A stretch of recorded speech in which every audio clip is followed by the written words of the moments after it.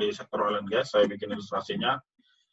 Jadi di sini kita punya dua lokasi, misalkan di field, di lapangan, dan di control room.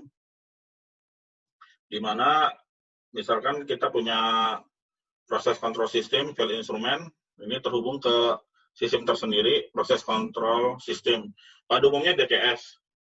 Tapi tidak menutup kemungkinan bisa sekarang PLC dipakai sebagai proses control system.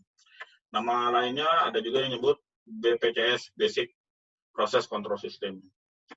Umumnya dia mengontrol loop controller ya, single kayak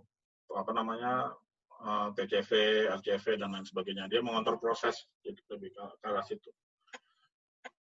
Berikutnya kita punya sistem lain. Di sini ada Shutdown System atau Safety Instrumented System (SIS). Jadi di sini SIS ini mempunyai 3 elemen, yaitu sensor, LS itu logic solver, dan final element. Jadi yang di lapangan itu berarti ada 2 ya, ada sensor dan final element. Nah ini lebih ke arah proses safety nanti kalau untuk SIS ini. Kalau yang dulu istilahnya sih namanya Shutdown System. Jadi shutdown system atau SIS ini biasanya pada umumnya dipisahkan dengan proses control system, harus independen. Dipisah. Nah pada umumnya shutdown system itu atau SIS ini agak lebih tinggi sistemnya, pemilihannya yaitu PLC atau safety PLC. Jadi nanti tergantung dari perusahaannya dia mau memakai yang berapa atau tergantung dari seal assessment. Seal assessment-nya dia mau seal berapa, dapatnya seal berapa gitu, tergantung prosesnya. Jadi nanti itu ada lagi pembahasan lebih mendalam tentang safety instrumented system. Jadi PLC tadi bisa dipakai di PCS, bisa dipakai SIS, dan sebaiknya dipisah antara PCS dan SIS. Berikutnya kita ada fire and gas device. Jadi fire and gas device ini biasanya punya sistem tersendiri juga. Biasanya yang khusus tuh Eagle Quantum Premier, tapi nggak menutup kemungkinan PLC pun bisa dipakai untuk ini. Tapi PLC sarannya dia harus punya tambahan diagnostik supaya misalkan kalau kabel putus harus ada single line monitoring. Terus kalau misalkan diagnostiknya mungkin ada tambahan lain, misalkan 420 mA nanti bisa dilihat berdasarkan kalau dikurang dari 0 mA, kalau kurang dari 1 mA apa, kalau kurang dari 2 mA apa statusnya, kalau kurang dari 3 mA status voltnya apa.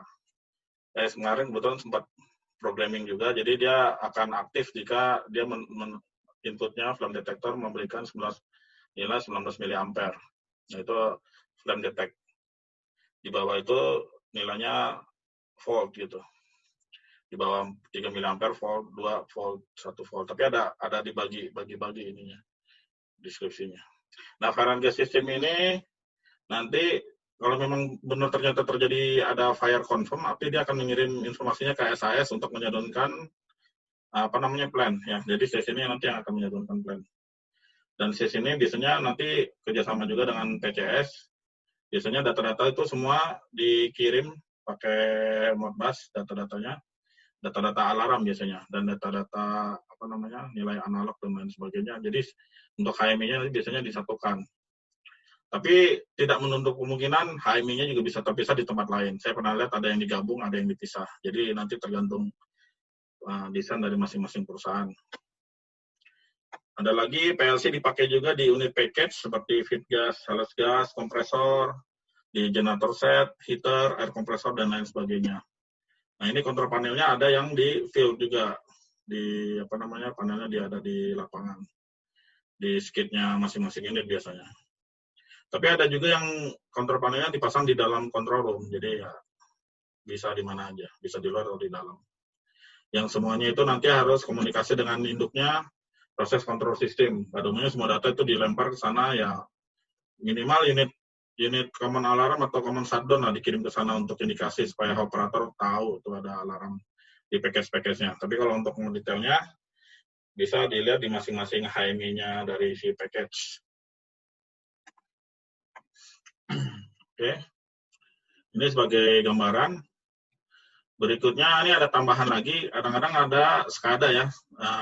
Misalkan kalau di oil and gas itu kan dia punya remote remote station atau wellhead yang tersebar di sekitar main platformnya. Nah, biasanya kalau untuk komunikasi dia menggunakan gelombang radio. Nah, masing-masing di station itu kita pasang RTU, satu RTU. Kalau di onshore tuh ya misalkan di wellhead kita pasang RTU, itunya PLC juga RTU itu sebetulnya. Terus nanti akan mengirim data ke master terminal unit MTU di control room. Nah, datanya ini nanti juga bisa dimonitor di control room. Dia terkadang punya HMI sendiri atau bisa digabung dengan PCS juga.